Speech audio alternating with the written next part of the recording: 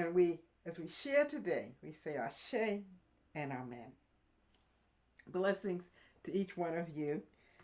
Thank you for just being with us today. As we begin, I just wanted to start with just saying that this yesterday, I believe it was, yes, I was deeply touched as I watched part of the homegoing celebration services for Reverend Jesse Jackson Sr. And what moved me the most was not so much his accomplishments, which are commendable in politics, globally, um, through helping to lift people of all colors, really, around the world. And I lived through a lot of this history, and so a lot of it was not news. And so that is commendable and certainly a part of his legacy. But what touched me the most was seeing his family, his 6 children, his 3 sons and his 3 daughters, and hearing them share about their father and about their mother. And I was just really moved to the point of reflecting that this is the legacy of black families. We somehow have seemed to have lost this. We have we have stopped repeating this pattern of being family with our children and grandchildren. I just hope that those that watch this will not take away any negativity, but will reflect on the image of that black family. That could be any family, but that the true legacy, I believe, of the Jacksons, Reverend Jesse and Jacqueline Jackson, is what they imparted to their children. And their children reflected that back so wonderfully uh, through their honest sharing, their passionate sharing, and how we could see they were connected to each other. I was really moved by that and proud to just say, this is what family represents. This is what family looks like. Through a difficult time, this is how family honors one another. I was reminded as I watched that gathering of my own family. I come from a large family, 11 siblings. It was 4 boys and 7 girls. I am the 8th child and the fifth, the fifth girl. But my dad and mom were in ministry and raised us all in church and in ministry and as servants in the community, very conscious of what was happening in our world, not with our heads in the sand, but that our spirituality, our religious tradition, our Christ calling was not just to be in the church house, but it was to be out in the world making a difference. That was our charge, to bring to pass collectively, thy kingdom come, thy will be done on earth as it is in heaven. And so I was reflecting as I watched this beautiful family on yesterday, how before my dad passed, and this has stayed with me now for many decades, he was on his sick bed. We didn't know at that moment how close he was to transitioning. In the aftermath, he was very close. He called his daughters around his bedside, and that's because the boys were not there. And I think all of us was there but one. One was not there. But he called us all together, and he was lying in bed. He didn't have a strong voice at that point, and he asked someone to get him a telephone book. Now, I know that's something that is not something that these younger folks are familiar with. Just give me one moment. I'm going to have to just, I think, plug my battery back in. Hold on a second. Give me a moment.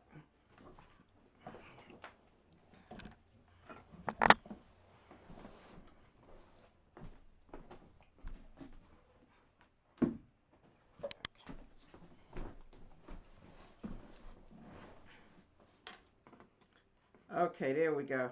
I didn't want to lose connection in the middle of the service. That happened a couple of weeks ago. So thank you. But he called, he asked someone to get him a telephone book. Now, if some of you youngins are watching, back in the day, before we had cell phones, we had this big, thick yellow book that the telephone company gave everybody for free. You didn't have to pay for it. It was a book that had everyone's phone number, their address listed. So you could look up someone and by city. So you could look up, say, Addison. And you find Addison in East Orange and it would have our phone number. And I happen to remember it. It was 675-0896. This was before we had to use area codes to dial a number. But the phone book, the pages was very thin. When you opened the book, the pages was very, very thin. But collectively, the book was thick, maybe like this. And so he asked someone to bring him the phone book. And as they handed, I don't even think he could hold it.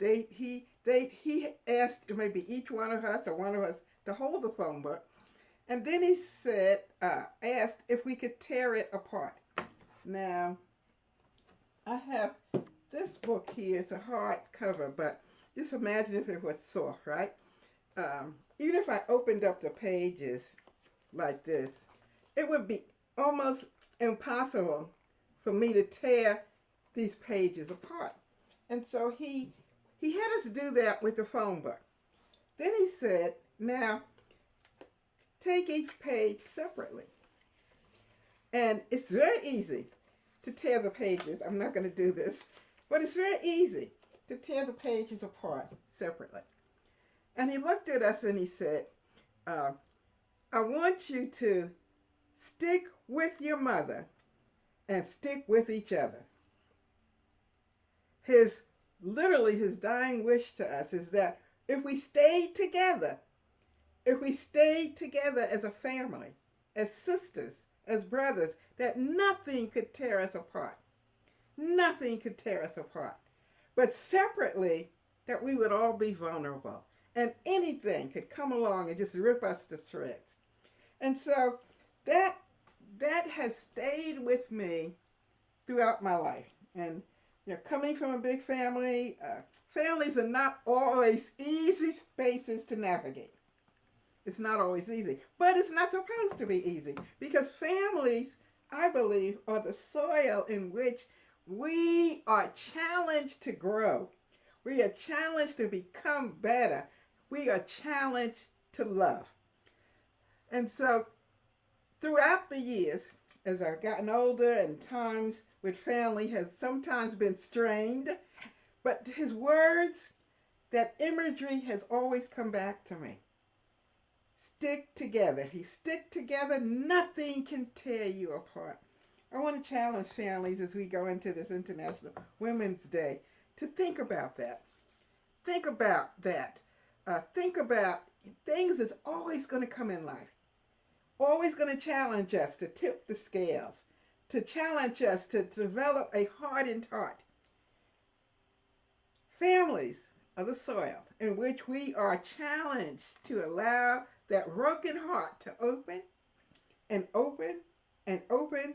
And when it opens, there's more and more love, kindness, and joy to give. So that's kind of the backdrop for my talk today. And I want to, as I share about some of the women in my life, some that I knew personally, some that I've never met, many are deceased. I wanted to just share and invite you again, get your list out, get a pen and paper, begin to think about it. Who are the women that you didn't know that may be famous in some way, that had a positive impact on your life? What about maybe a teacher or someone that lived in the neighborhood? Maybe it was a family member. Who are the women that have made a positive impact on your life, that inspired you to do more than you thought you could do, to be more than you thought you could be, to get up when you were down, to help you to just realize that though the clouds may be overcast today, and it may be raining today, that the sun will shine if I can but hold on. Think about it as I go through my list and drop a name. Those that are watching me live, just drop a name in the comment section if you'd like to. So I'm going to start way back. And I'm going to start with a few women that I did not know personally. But in a direct and indirect way, they greatly influenced my life. So let me begin with the scripture and then I'll give the context for sharing the scripture. It's in St. John, the 14th chapter, the first and the A clause of the second verse. Now I'm going to read this from the Voice Bible, but 100 and some years ago, this would have been almost 100 years ago. She would have read this in the King James Version. So it says this: don't get lost in despair. Believe in God. And keep on believing in me. My Father's home is designed to accommodate all of you. If there were not room for everyone, I would have told you that. This is a voice rendition or translation. I'm going to give you the King James. It says, let not your heart be troubled. Believe in God. You believe in God, believe also in me. For in my Father's house there are many mansions. And if it were not so, I would have told you. We often hear this scripture read at funerals, but it's really not a funeral scripture per se. It's about inclusion and acceptance and hope and possibilities and making room at the table for everyone. So the person that I want to talk about, that this scripture is about, her name is Princess Adolka Laura Coffey. She's known as Mother Coffey. She was the founder of the church that I grew up in, which is the African Universal Church. She was assassinated on March the 8th, 1928. That's 98 years ago. 2 years, it'll be 100 years. 1928 in Miami, Florida. She was there as a guest preacher at a Liberty Hall. Those of you that are familiar with the Marcus Garvey and the Garvey movement, their services were held in what were called Liberty Halls. So she had been invited to speak in Miami, Florida. And she'd had a relationship with Marcus Garvey. Marcus Garvey, once he was arrested, and we know anecdotally that Trump, I believe, pardoned him, which it was rightly so, because the charges that were levied against him and his conviction were orchestrated by Hoover and the FBI, and it never should have happened. But during that contentious time, Dorcas Laura Coffey had visited Garvey in prison while he was in prison. But she was invited to speak in Miami, Florida, and she mounted the pulpit, opened her Bible, and began to read from this chapter and verse. Let not your heart be troubled. You believe in God, believe also in me. For in my Father's house there are many mansions. If it were not so, I would have told you. And before she could go any further, a bullet went through her head. The story goes that there was a side door, and she had security detail. She had told her security to sit down, and they were sitting by the side door. But as she read this scripture, someone was at the side door, shot her in the head. There was another person in the front of the building that also shot at her. She fell right there in the pulpit, died on the scene.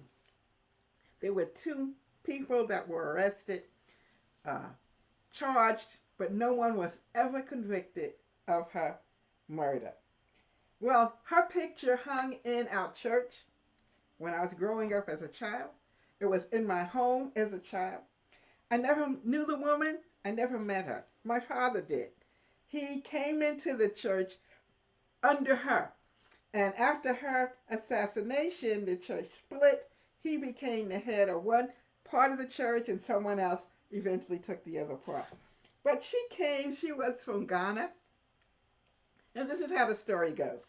I'll just share a little bit about it. She came to this country sometime in the early 1900s, and her introduction when she would speak, would say, "I am a representative from the Gold Coast." That's what Ghana was known as at that time.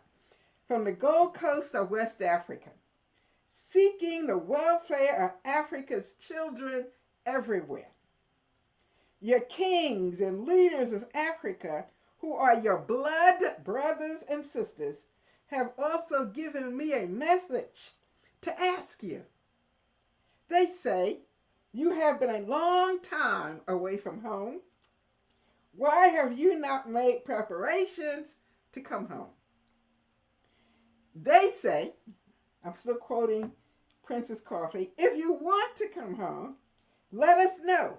And if you don't want to come, let us know. They say, in the Gold Coast, Ghana, or West Africa, there is a door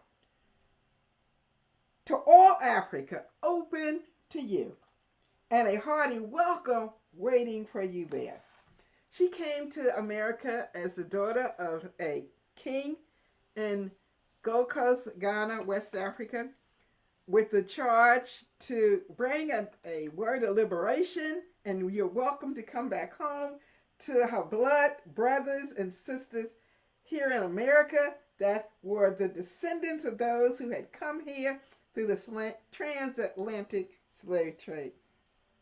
There's more I could share about her. I researched her life now over 30 years. Since about 1994, I started researching her life. And at some point, I will, write or publish.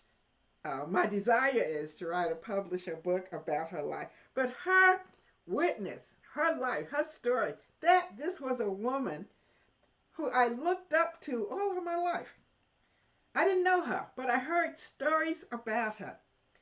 And what is so important, something we've lost, and I'll talk a little bit more about it later, the old folks used to tell the stories, the oral tradition. They would share the stories. And so as a young child, I heard so much about Princess Adorka Laura Coffey, or Mother Coffey, that I felt like I knew her. Like she was a part of my family. She is someone that I was related to in a real way. So as an adult, and I wanted to just learn about her more myself. That's how I began researching her. And I actually stumbled upon another scholar's work researching her life when I was 94, I think it was, 93 or 94, at the Schomburg Library in New York. Her witness, her life inspired my life. And I'm so grateful that my parents told me about her and others have researched her, and that I was able to learn about her myself. Anyone that you know from history that maybe as a child someone told you about, from your church, from your community, from our ancestors in Africa, that has inspired you in your life? Well, there's another woman that I never met, and I was an adult by the time I learned of her in the early and mid 70s, and her name was Barbara Jordan. I don't know if any of you are familiar with her, but Barbara Jordan was born to a Baptist preacher, her father, and her mother a Sunday school teacher and a maid, in the deep, deep South in Texas in 1938. She became a politician, a lawyer, and an educator. She was a member of the Democratic Party. She was the first African American elected to the Texas Senate since Reconstruction. Wow. The first Southern African American woman elected to the House of Representatives, and one of the first two African Americans elected to the U.S. House from the former Confederacy since 1901, alongside Andy Young, who was of Georgia. The first time I learned of Barbara Jordan when she spoke at the Democratic National Convention. I was mesmerized by her. This stoutly black woman that had this commanding voice and a commanding presence. And I remember watching her and hearing her and just the profound words that were coming out of her mouth and how that sea of whiteness in the room, she held them. They were compelled to hear her. And I began to follow her career and her life. She died, I would say, too soon, too early. In 1996, she had become ill, and at a point she was wheelchair bound. But even in her wheelchair, she was still active. She never lost that commanding presence. Well, her life inspired me in my pursuits for the time that I spent politically engaged. I spent some time managing political campaigns. I actually ran for office myself. But it was Barbara Jordan who really showed me that a black woman could be in this white space and command the attention and presence and respect. She commanded it. It wasn't necessarily they wanted to give it to her, but her very presence showed that. And I've always respected who she was. I have a quote from her that I want to share that I think is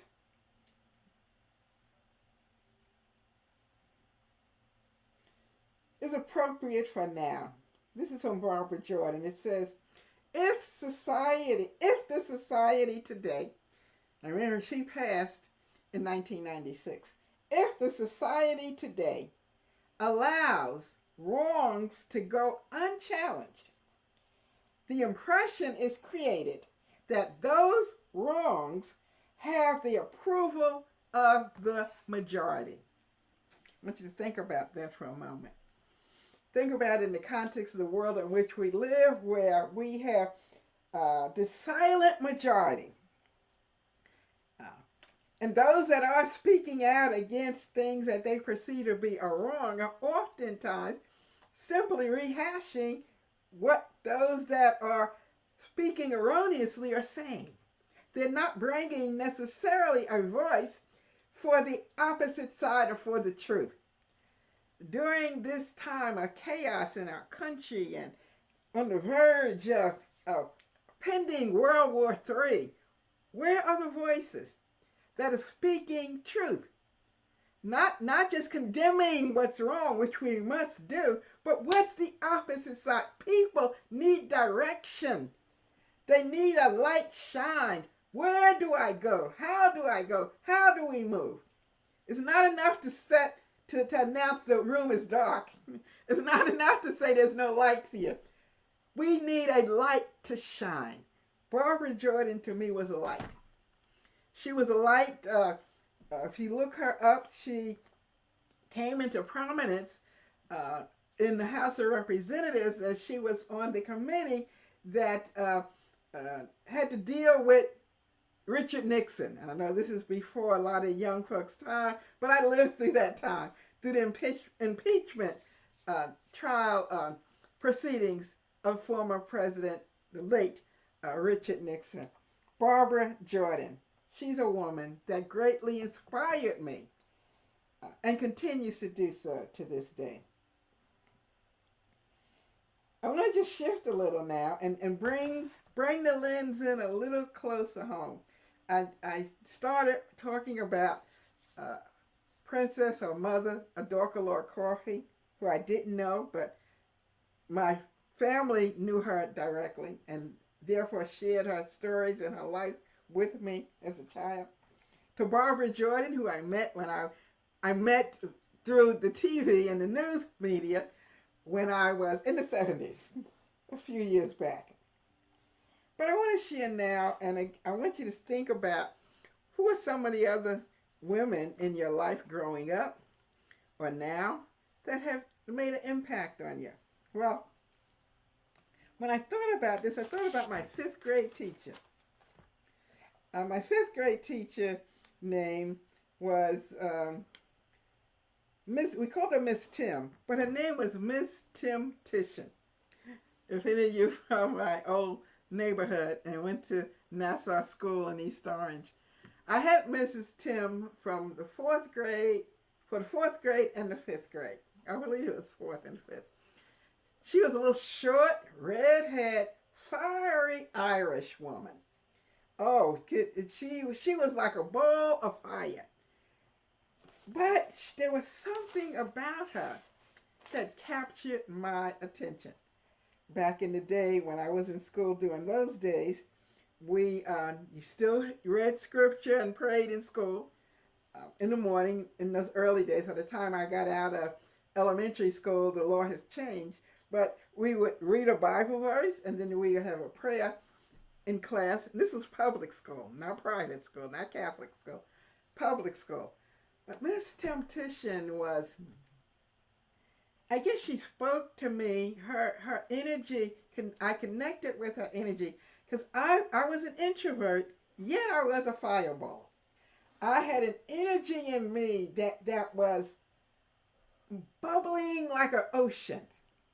And I could relate to Miss Tim, as we called her, because she moved through the classroom and engaged with her students in that same way. And so of all my teachers throughout my formative years, Mrs. Tim, this short, red-haired Irish woman, has stayed with me throughout. And I was greatly inspired by her, by being in her class for 2 grades. I also wanted to just go, since I'm on teachers, I have a professor that I had in college, Dr. Susan Simonitis. Now, there's been other men, certainly, that have influenced me over the years. So today, we're focusing on women because it's International Women's Day, okay, in Women's History Month. So Dr. Susan Simonitis, she was brilliantly smart, but she wasn't academics. She was academically, scholarly smart, but her persona was like just an everyday person. There was nothing professor-like her, about her. She carried herself in such a simple way, yet she was brilliant. And I remember I had her for, I don't remember what the title of the course was, but it had something to do with theology or philosophy, because my degree was in theology.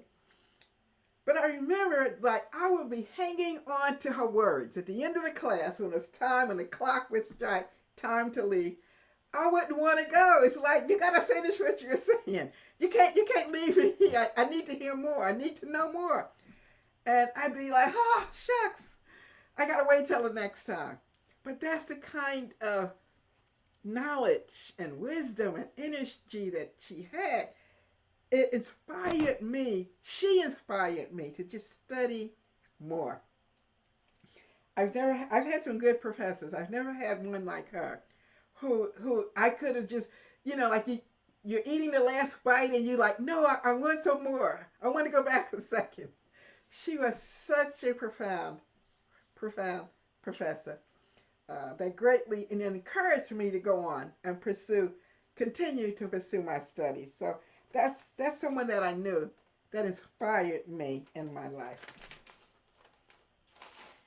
And so when I think about, and I was trying to think about different categories, and when you think about, who inspired you, say musically, or in the music industry, or in the arts, or in business, or whatever the field, who inspired your life? What woman inspired your life? Sometimes it's a stranger, Sometimes it's someone, like I heard talked about at Jesse Jackson's funeral, Howard Thurman. If you read his work, you know that he talks about the stranger that changed his life. the reason he was able to go to college and pursue his education, the stranger that he never knew the stranger's name. How many strangers have you met that have touched your life, that have influenced you or inspired you to be more than what you thought you could be or do more than what you thought you could do?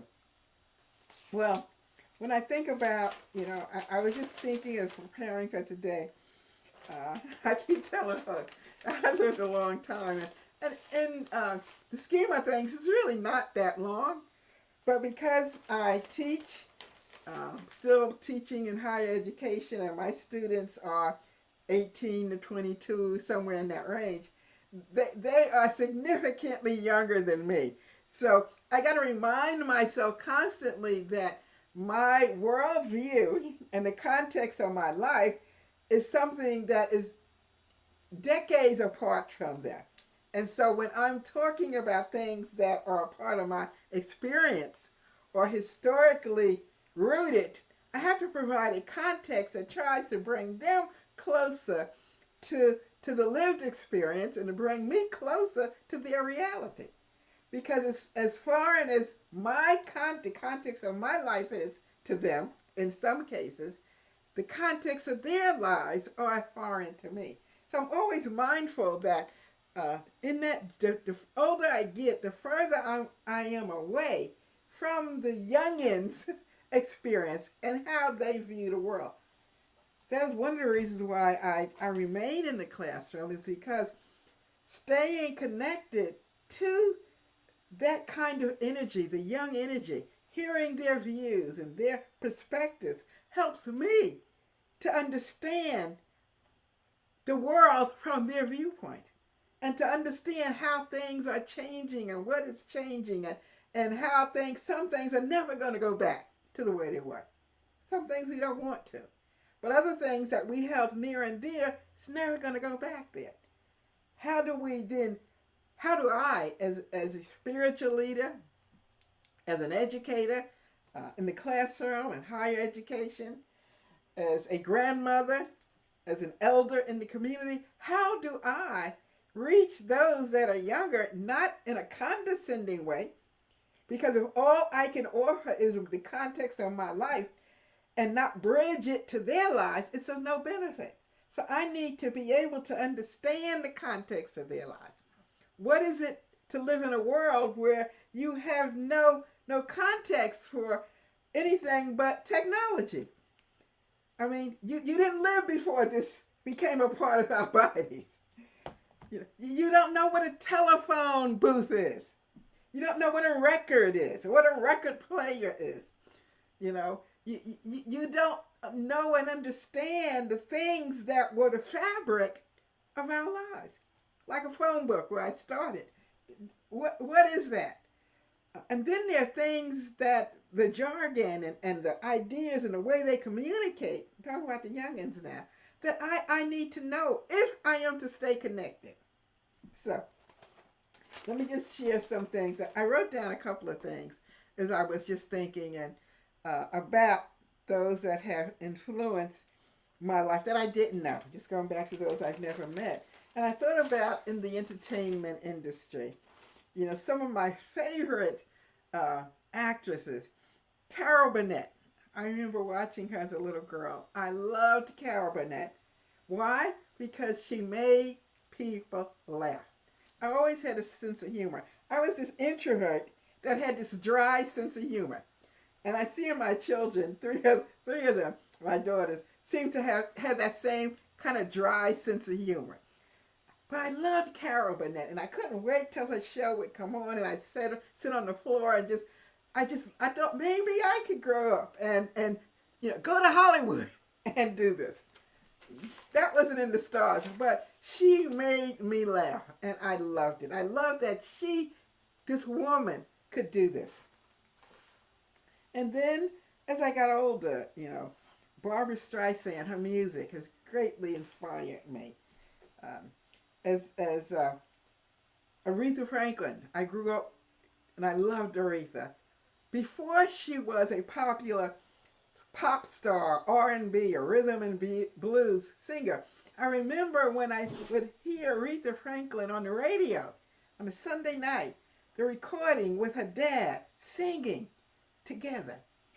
And that beautiful music, that preacher father and the daughter that sang together. Clara Ward and the Ward Singers. I loved her tone, the lyrics, her presentation. Mahalia Jackson, the incomparable. I don't know that there has ever been or will ever be anyone that could command your attention musically, spiritually. Her voice, and she didn't even have to sing, just a hum. There was something in her that held you, that drew you in, that held you. I don't know that there'll ever be another, but I'm so thankful that I grew up during the time of Mahalia Jackson. And then there's so many others. I think about Gladys Knight, Nina Simone, Billie Holiday, Dinah Washington, Miriam Makeba from South Africa. This is International Women's Day. I loved her music. Born in Johannesburg, South Africa during apartheid. Her music crossed the seas and inspired a whole generation, a nation. It was a voice of liberation. I don't know that our young folks even know that name anymore. But they will not know if we don't tell them, if we don't teach them. And so when I think about Dorothy Love Coates, I was just thinking about her. And interestingly, I saw recently a documentary about Dorothy Love Coates' life. And I didn't realize the magnitude of her reach. I listened to her as a child on the radio, and we had her records in our house, but I didn't realize the magnitude of her life, that she wrote so many songs, many of which she did not reap the benefit financially of because her songs were not copywritten. She did not own the rights, and others recorded her songs, and some people even claimed ownership, that they were the author or writer. But Dorothy Love Coates, an interesting anecdote that you may or may not know, and I didn't realize this until later. If you watched Beloved, remember Beloved, Oprah Winfrey, Toni Morrison's Beloved? If you remember the scene in Beloved when what was the name? Setha was Oprah's character. When Setha was just falling apart, this dead daughter's spirit was haunting her and taking over her house, and she was falling apart and losing it. There's a scene where you see a group of older black women like sitting and look like almost a barn or a shed, and they were discussing what was happening at Setha's house. They were concerned about how she was losing it. And they were talking about, she had opened the door and allowed this spirit to come in, and this spirit of this dead daughter had now taken over. And so then the next scene that you see is that this group of women have made their way to Setha's house. And they're standing outside of Setha's house, and they're singing. And the singing was in that old school groaning and travailing that those of us that are from the old school in church, when we didn't just get up and praise and worship, but we travailed in the presence of the Lord, and sometimes it was moaning and groaning. And in that scene, I didn't realize until recently that the lead woman, the one that was leading the charge, was Dorothy Love Coates. I didn't know. Amazing voice, amazing woman, and her music, her life, greatly inspired me. Just a few more as I want to just come closest to home as I bring this talk to a conclusion. I want to just share that all the women that I shared about have greatly inspired my life. Some I knew, some I didn't. Um, there are those that were in close proximity to my life that inspired me. Uh, for example, Mother Susie Mae Washington. I called her Auntie Sue. Uh, my mom never had sisters. She had two brothers. And so Susie Mae Washington, who was a member of the Church of New Age, she lived in Brooklyn, but she traveled to New Jersey every Sunday. An amazing, amazing woman. She was one of them old school tough sisters. She was someone you didn't want to mess with. You know, she was just that look would make you like, nah, I ain't going there. But the interesting thing is that for all that outer tough shell, I don't know that I ever met anyone with such a tender heart. She was absolutely a wonderful, loving, loving, loving person who greatly inspired my life. Greatly inspired my life. There was one more, one more I'm thinking about. This is someone that I didn't know also. Her name was Betty Evans. She was a friend of my sister's, and at some point she became affiliated, associated with my dad's church in New York, but she lived in East Orange. But she inspired me because she was at the time that I met her. I don't know. I mean, I wasn't grown yet. I was a teenager, maybe 13, 12, 13, 11, 12, 13, something like that. But Betty Evans, I don't know if she was divorced or widowed or if she'd ever been married. I don't have a clue. I don't know. I don't know if I ever knew. I don't remember. But she had her own car, and it was a nice car. It was her car. She had her own house, and it was a nice house. Her children were adults, and I think she had grandchildren at that point. And I remember going to her house, and just she had like a barbecue or a cookout in her yard for us.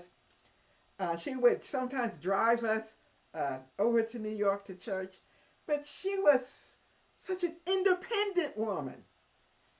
Independent. My mom was independent, but in a different way. Betty Evans was independent, meaning that she didn't have anyone that I could see, certainly no man or anyone else, that she was relying on to take care of her.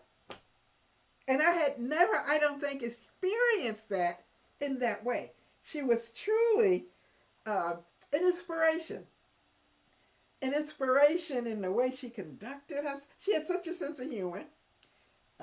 She wasn't what you call highfalutin. She treated us children with such a level of kindness and courtesy and respect.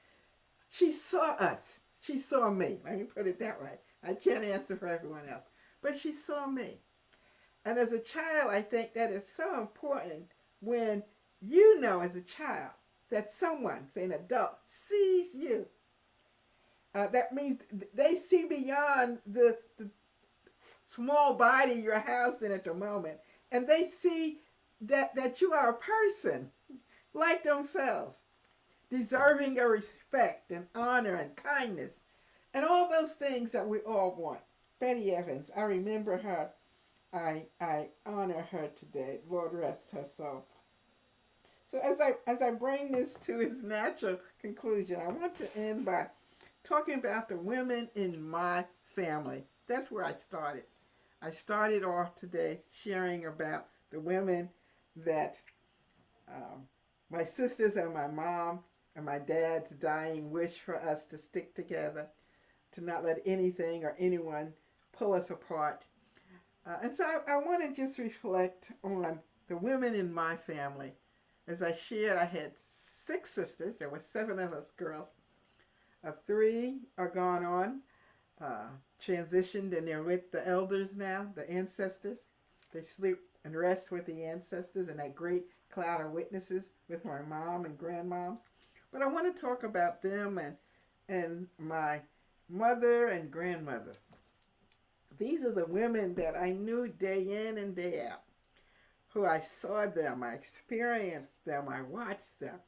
One of the things that I think introverts are good at, if anyone that's an introvert is watching, maybe you can relate. Introverts don't say a lot in the open space. They have to feel really comfortable with you. Uh, and then you have the introverts like myself who on the stage we can preach and teach and etc. But then we withdraw back to ourselves. But what introverts are good at is that we observe. We're good at observing it, hearing, and paying attention and listening. And so as a child, I was extremely keen. I watched what people did. I heard what they said, and I watched what they did. I watched how they interacted. I would hear, because back in the day, children didn't get in grown folks' business. Y'all know that, right? No, you didn't sit up in grown folks' business and sit there looking in their face when they were talking to each other. You didn't do that. That wasn't your place. But from a distance, a comfortable distance, I would listen and hear and pay attention in church, at home, wherever we were at. That was just my personality. And when I think about my mother, and I could talk for days and hours, weeks and months about the woman that birthed me. Such an extraordinary woman. My first thought is that she was a beautiful woman. She was a chocolate, dark-skinned, black woman, stout, but she always, to me, moved like she was comfortable in her skin. Her weight always stayed the same. And her physique, her body, the way she was built, she didn't dress. She dressed like a church mother, because that's what she was. Leaving the house back in the day, the women covered their head, and in church certainly she covered her head. But I always sensed that she was at home in her body. I didn't really come into that for myself until years later. I would say maybe, I don't know, maybe in my 30s or 40s, when I kind of finally settled into this skin and was at home in my body. But when I think about my mother, I never sensed that she didn't own her own address, her body. That she lived from that place and moved throughout the world from that space and place. And so I was awed by her beauty. And I also was kind of like, why didn't I get some of that complexion? I have my dad's complexion and favor more my paternal grandmother, his mom. But as I get older, I can see my mom. Yes, I can see my mom in me. And if I had to say one singular woman of everyone I could make a list of, the one singular person, a woman that inspired me, influenced me, that I am what I am, if anything at all today, is because of my mother. She was just a compelling, extraordinary woman of wisdom, of strength,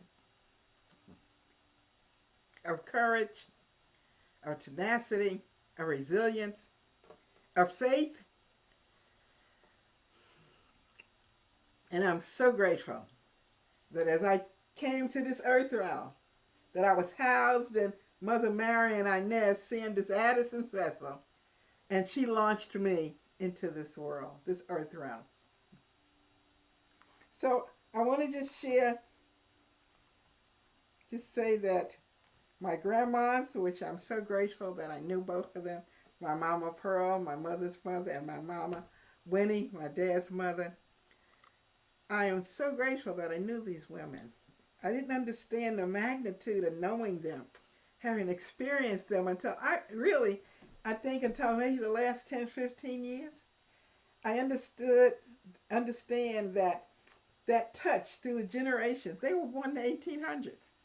But that bridge that connected my life to their life, and how that was a, a passageway for me into the fullness of who I am. That the wisdom, the insight, the life they lived, what I saw with these little eyes, what I heard with these little ears, what I felt in my tenderness as a young child inspired me and greatly impacted my life. And as I close today, I want to just reflect on my dear sisters. As I shared, I have three that are still here in the earth realm. Bandley, Beverly, and Audrey. Bandley is 2 years younger than me. Beverly is a year, and Audrey is 2 years older than me. So Audrey, Beverly, myself, and Bandley. Our baby sister Marion transitioned in 2014. And that was a tough one because she was the youngest of the 7 girls. But she was an amazing woman. She's named for my mother. She had my mother's beauty. Indeed, she did. She was an artist on canvas. She left a lot of her artwork behind, so that record of her creativity is still here. I believe her granddaughter is the custodian of her artwork. She was a dancer. I used to love to see her move on the floor. Now you got to remember, this was before pencil stick women's fatigue was in style. She was a big boned, tall, broad, heavy set woman, but she was beautiful. And she was light like a feather on her feet. I used to love to see her dance. My baby brother James and her would sometimes dance. They both were like poetry in motion on the full dance floor. Marion was an amazing, amazing woman. She graduated from Drew University, and in many ways she beat odds that most folks would not even try to overcome. She kept rising and rising and rising and rising. And I thank God for knowing her, because I remember when she was born, because I am 4 years older than her. I remember the night she was born. I just thank God that she left this earth realm too soon, but I'm so grateful that she too rests with the ancestors, and she's a part of my cloud of witnesses. That even though she's on the other side, she's a part of that book that won't let us be broken. And then there's my sister Cynthia.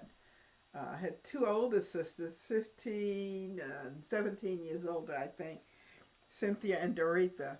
Cynthia's genius was that she was, first she was the songbird of the family. She was the Aretha Franklin of the family. She was the Mahalia Jackson of the family. When I think about now, just hearing her saying, she was gifted from birth. But she was also an interior and exterior decorator. She could design and make drapes and design your room for you with something that is fashionable. Now think about it, if she was alive, she would be a social media influencer. Because she had that natural, she never went to school for this. She had a natural eye for it.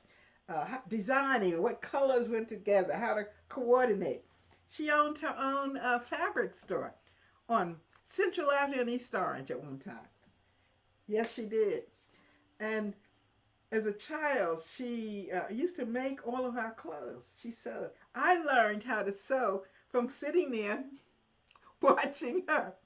Again, observing, just sitting there while she's sewing and watching her. She made her own patterns. She didn't have them with calls and simplicity. I'm dating myself now. Some of you that are sewers, you know what I'm talking about. She didn't use a pattern. She cut her own pattern, and I learned how to do the same from her. She could sew and make anything she wanted to. Gifted, gifted, gifted. Fashion design, cooking, oh, baking and cooking.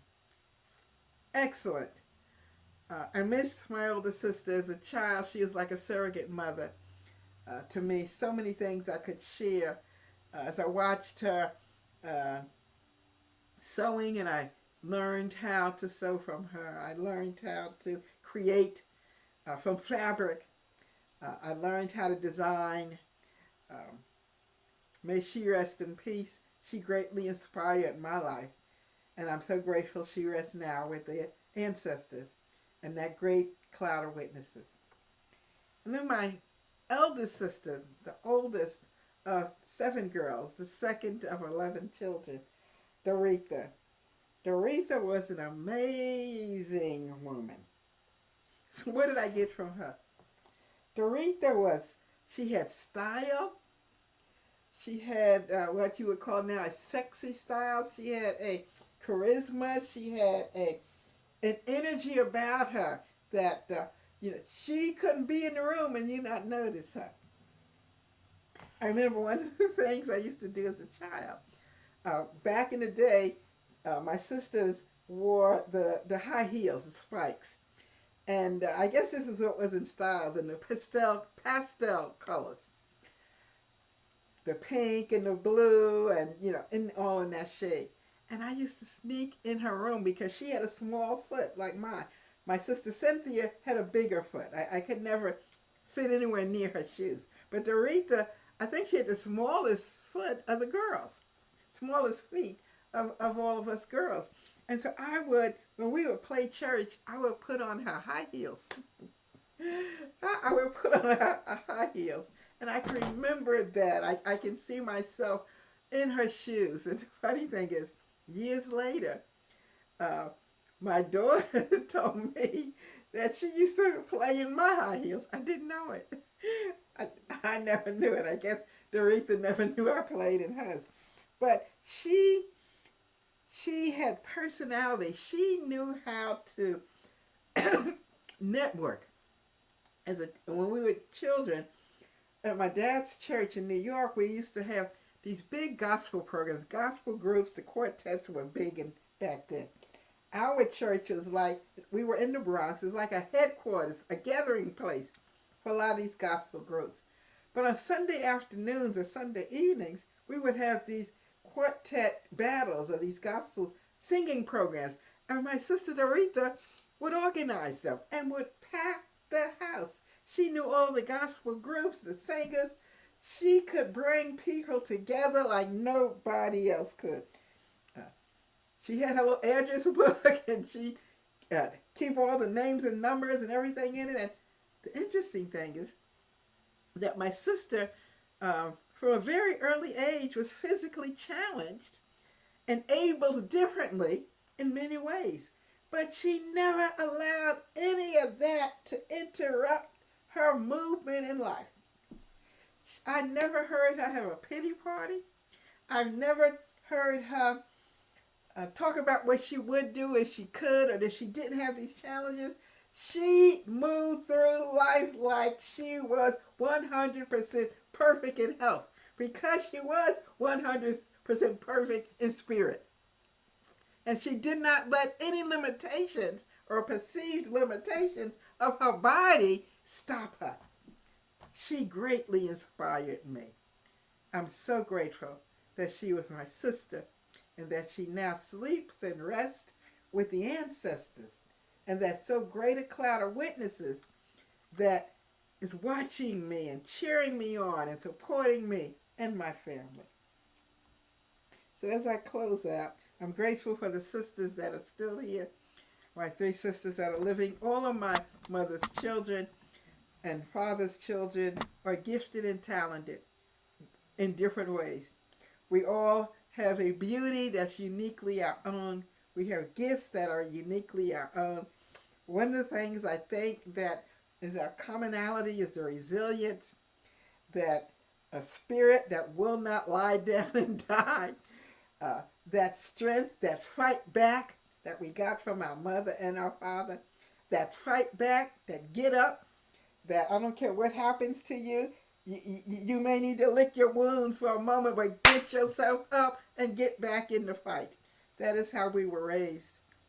That is what the example I saw from the women that went before me. My grandmothers, my mother, my sisters, my older sisters, the other women that I knew, those that I saw close up and personal, those that I saw from a distance. I'm so thankful.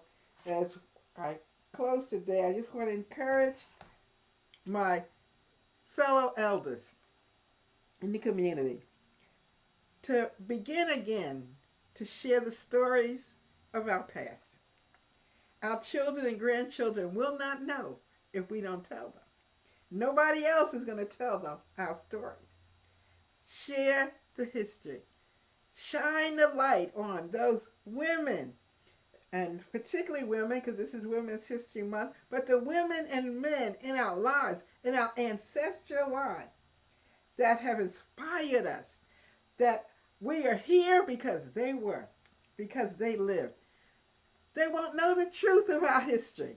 They won't know the truth because they're getting their information now from social media idiots. Many of them who don't know, their front from their back, their top from their bottom, and they're trying to rewrite what our history and tell us where we came from or didn't come from. And they don't know what time it is. We have to begin to share and tell them the stories. We can't blame them. No. We have to tell them. It's our responsibility, as my elders did as a child. They told us the stories. They shared them with us, sitting around the dinner table. During times of, we didn't spend a lot of time with TV then, and I know we're all distracted in our own silos, living in the same house, texting each other. When I was a child, if we watched TV, we watched it together in one room. We sat at the dinner table and we shared at the dinner table. Not what was on TV, but we talked about what was happening in the world. We talked about international news. We talked about politics. We talked about religion. We talked about our people and our struggles. We have to find a way to reconnect with our children and grandchildren. Elders, if we don't tell them, if we don't share, they won't know. And history, when you forget your history, you're destined to repeat the errors of the past. We must begin to share. I bless each of the women in my life, those in my ancestral realm. For those of you that have walked this journey today, bless those women that are in your ancestral realm. I'm grateful for my daughters who I see even though they are coming up and they are adults and grown and with adult children, I can see the wisdom in them. I can see the energy in their life, and I can see that continued stream of flowing down from my grandmothers all the way through them. Keep our history alive. Keep our stories alive. Keep celebrating each other. Find a way to be a friend to a sister. Find a way to be a mentor to another young woman or girl. Find a way to come alongside a woman that's in need. Let's not just post videos on social media and talk about the horrible things another sister has done. Let's find a way to reach and extend a hand. And I know you can extend a hand, but the hand has to reach out to grab yours. But it's my responsibility. Our responsibility as elders to extend that hand, to come alongside, to pray when we can't do nothing else and pray when we can do something else, to keep them in prayer, to cover them with love, to cover them knowing that the future and our continuity, our continued existence is dependent upon how we, the root, continue to inspire the fruit. God bless you today. Thank you for just sharing this time with me.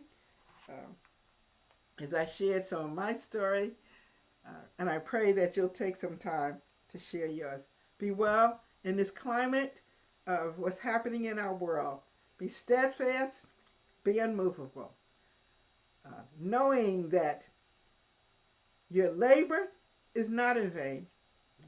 That it may look dark, it may look bleak, but let's encourage each other. Let's hold each other up. Let's be there. The women in the community that stand on the front line, covering our babies, covering our men, that we are here and we're not going nowhere. Ashe and amen. Be blessed. See you next time.